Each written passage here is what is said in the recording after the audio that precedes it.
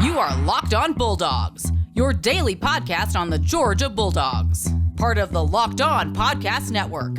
Your team every day.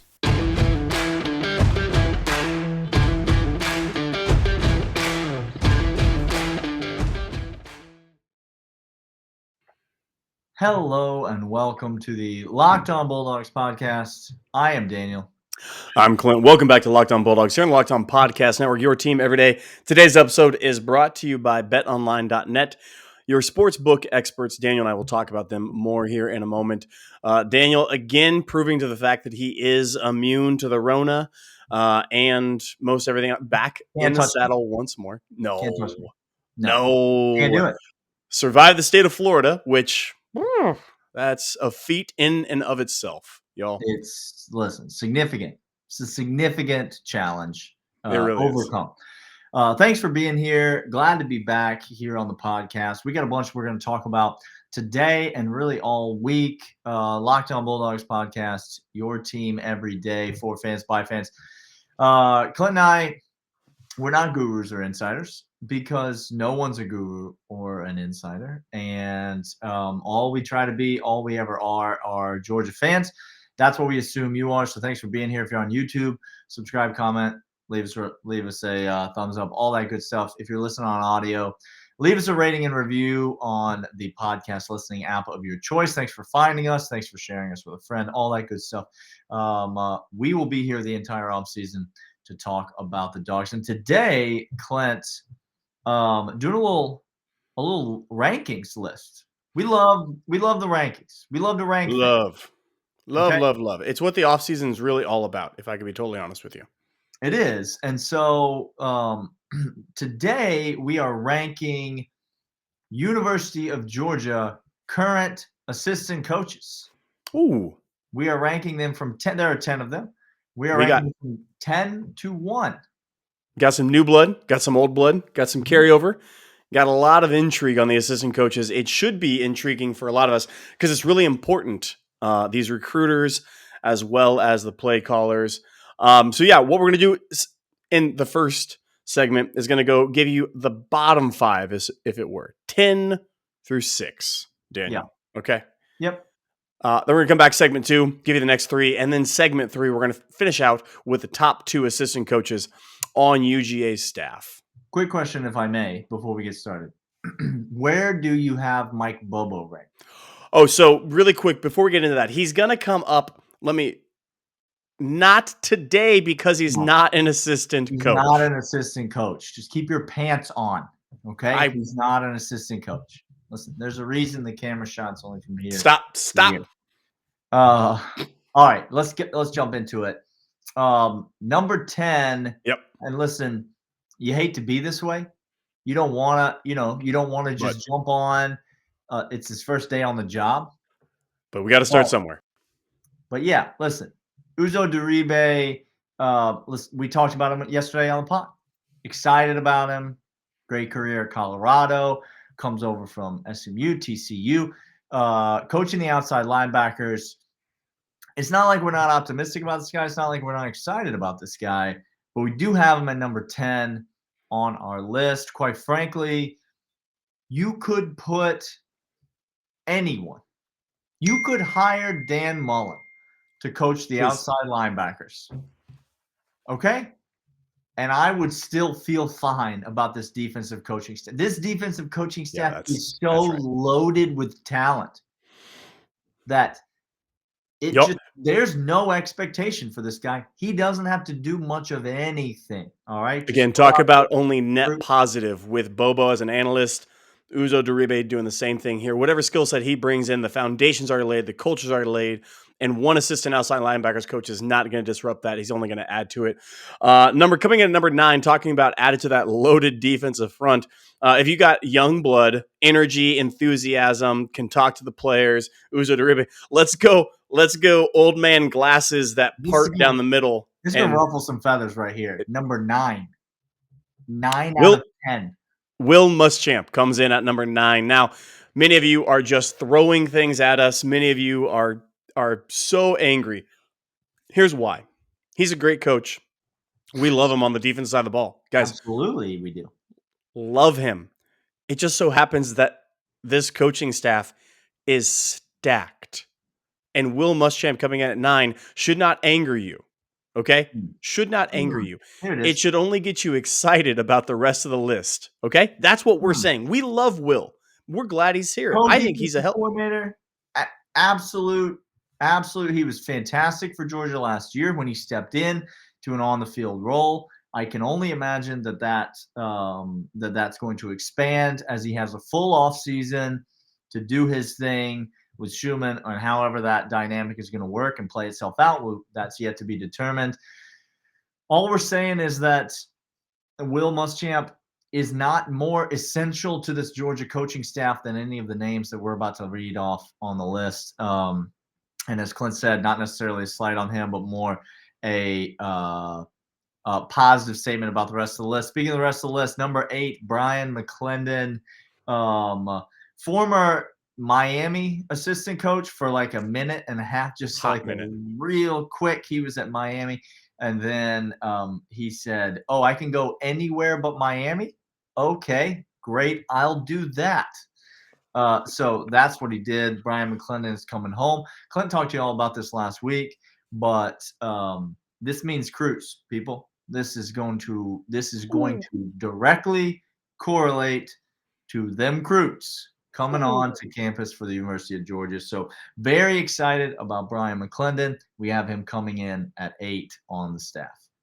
Number 7 coming in, Todd Hartley. Now, the reason Todd Hartley is above – this was really tough. The reason that he's above guys like Bryan and Will and Uzo, again, Uzo, new guy, Will, a great recruiter in his own mind, but again, more of an X's and O's and more of a coach, on-field technician. Todd Hartley brings in the best tight end group in the entire nation, and the gap between 1 and 2 is wider than any gap of any position group in the entire nation. Just every year, the best tight end in college football signs with Georgia. That's all. That's what happens.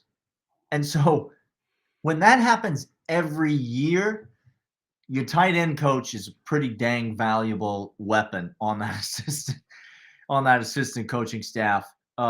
We talked about it. The weapons that Georgia has at pass catcher are far and away better than the national narrative would have you believe, because the national narrative looks at wide receivers when they talk about that role. But that's not the way that Todd Monken and the University of Georgia have utilized this offense. And so when you look at Darnell Washington and the whole group, all the way down to Oscar Delp coming in this year, it's a room that is stacked, and all of that is due to Todd Hartley. Coach Addai coming in at number 6, coaching the DBs. Now, this is another example of, boy, this assistant coaching staff is just absolutely stacked, because this guy is a star in college football coaching. He's a star. He was on one of the best ranked defenses in one of the most offensive happy conferences in all of college football, where they don't care about defense at all, at a school where you're not getting 5 stars at all. I'm told that the secondary was the weakness of the Georgia team. That's what I'm told. I'm told that redshirt freshman Keely Ringo probably going to have his head, probably just going to be a little bit, the water levels going to be a little bit too high for him. Those britches going to be a little baggy, Daniel. Little baggy.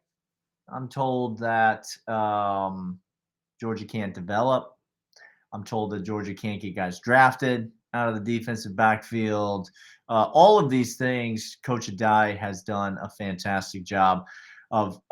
And then Clint, you look at these past couple classes, and you look at the caliber of dudes that are being brought in now. Now all of a sudden you're dealing with a real situation, and that real situation's name may or may not be Dalen Everett. We might talk about him in a future episode. But listen, Coach Addai, he's doing it all. He's got the on the field, he's got the off the field, the recruiting. He's got it all working, and he's not even in the top half of these. That's insane. That is insane. We're going to come back right after this, let you know our next 3 up. But first, we'll let you know about betonline.net. Betonline.net is your sportsbook experts. They are fantastic. BetOnline is your place to go to get every single wager that you want, whether that's fantasy football, whether that's UFC, whatever it is that you want to do. They even have casino games, which for I know we're deranged and we're delinquent on a lot of things, but Yes. casino games online, More?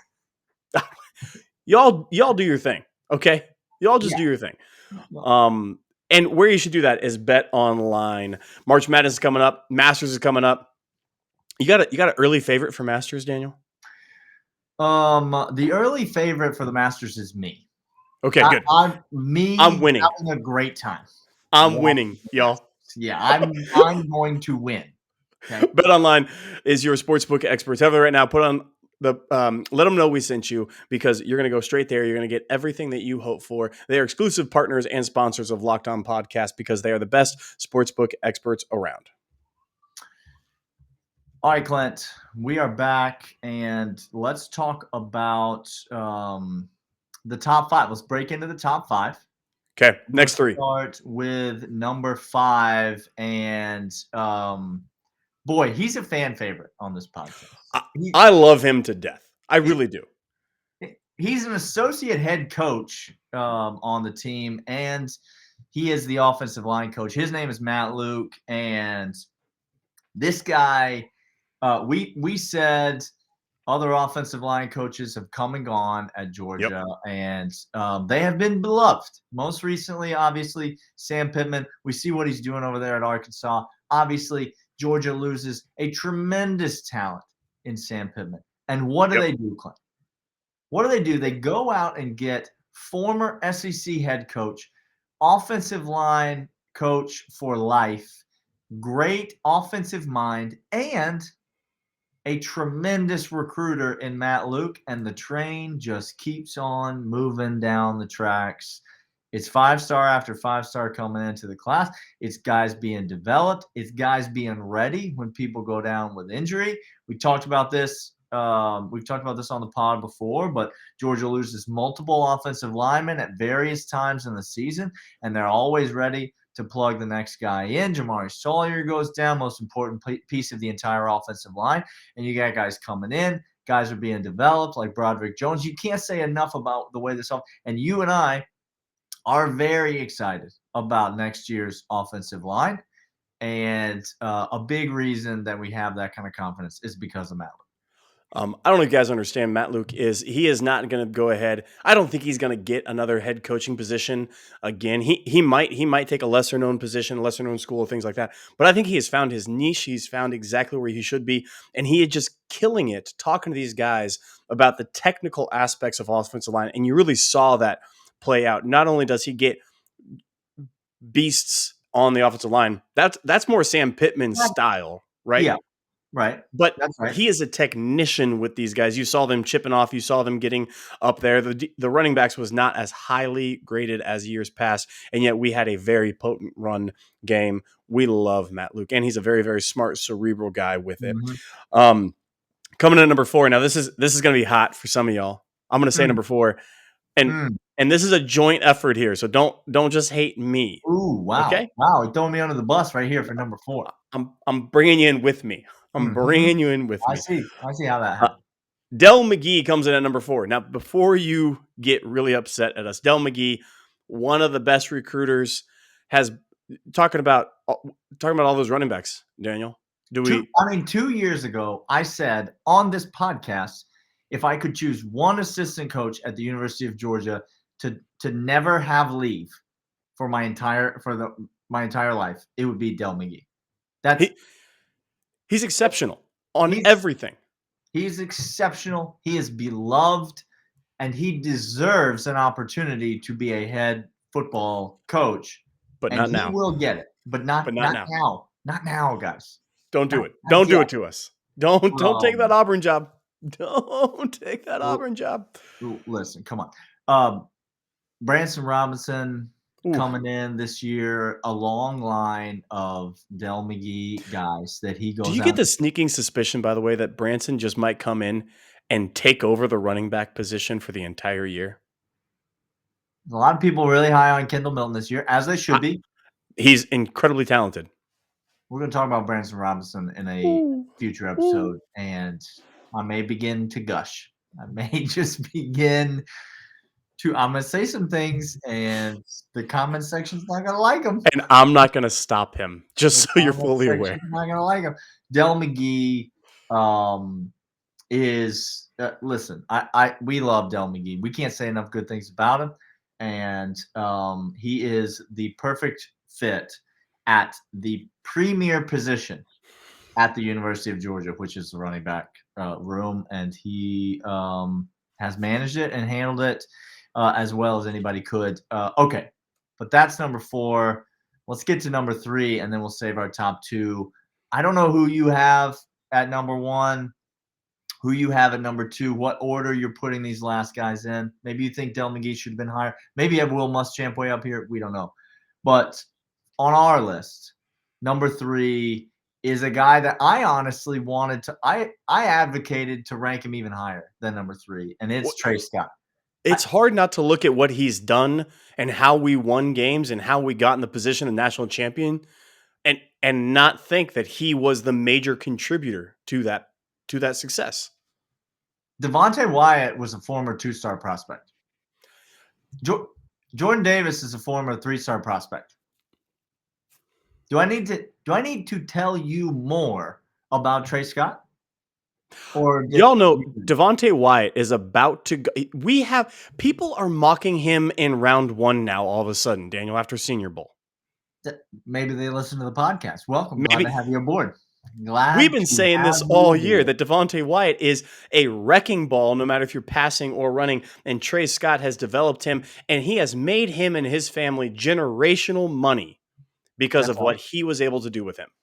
Yeah, listen, it's Trey Scott is doing things in the Georgia defensive front. There is no question that Georgia won the national championship on the back of the defensive line this year. And when you look forward at the defensive line and the prospects coming in, guys on the edge, guys on the interior, guys who've been on campus who have yet to really get some run, but they're going to get it. The future is bright at defensive line, and it begins and ends with Mr. Trey Scott.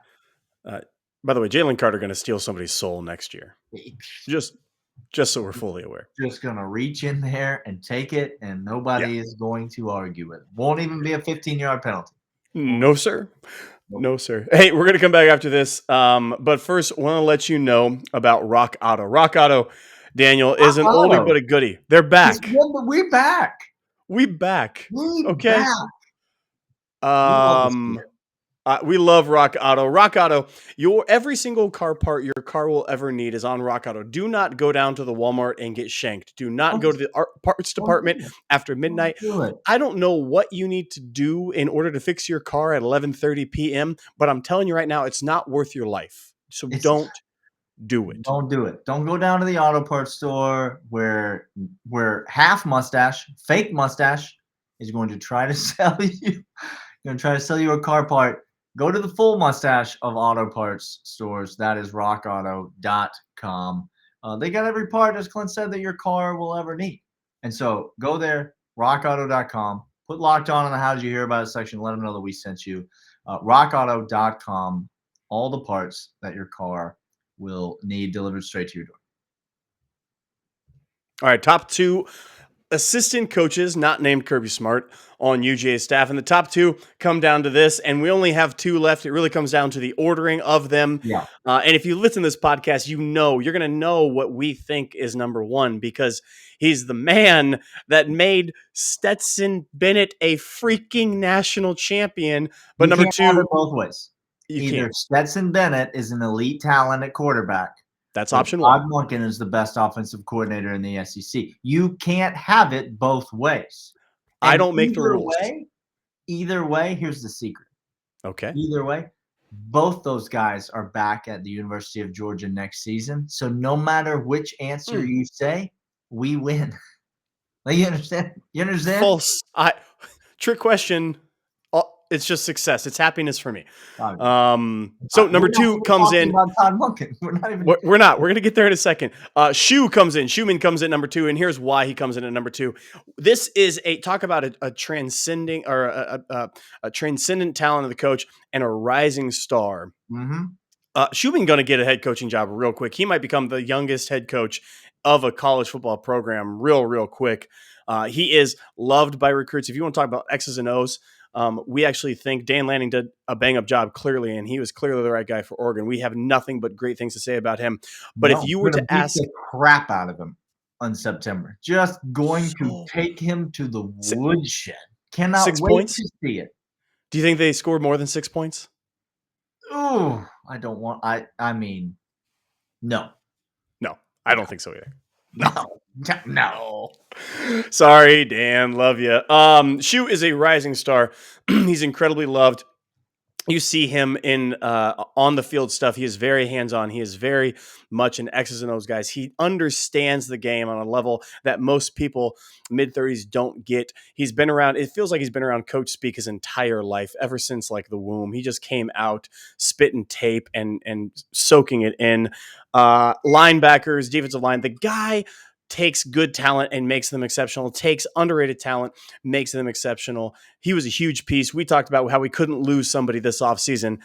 Shu was that guy we could not lose. If Dan was going to go, Shu had to stay. Pay him whatever you want. We want him DC in perpetuity. Yeah, he's the guy. Kirby's been grooming him. He's been coming up in the Kirby Smart system. He's worked for him for many years now. And so, listen, that's what you want. You want a guy. That's what you want from a guy like Nick Saban. You want him perpetuating himself in his assistant coaches. That's right. That's what Kirby Smart has done with a guy like Glenn Schumman. And so you love to see it. You love to see him here. But number one, as Clint said, is he's our favorite assistant coach on the staff. He's the best offensive coordinator, not only that Georgia has ever had, but he's the best offensive coordinator currently working in the SEC. And his name is His name is Todd Monken, the one that actually calls the plays. He won the national championship for Georgia with an offensive group that you all said couldn't do anything.